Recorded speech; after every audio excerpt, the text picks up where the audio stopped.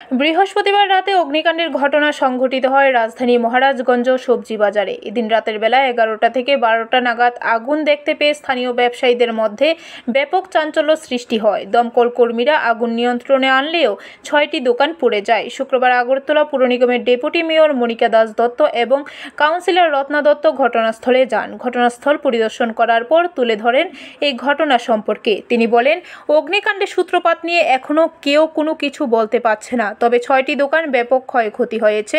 যারা ক্ষতিগ্রস্ত ব্যবসায়ী তাদের কারোরই ইন্স্যুরেন্স নেই। প্রশাসনিকভাবে যতটা সহযোগিতা করা সেটা অবশ্যই করা হবে। তহসিল এবং ডিসিএম থেকে এসে সকালে দেখে গিয়েছেন ওনারা।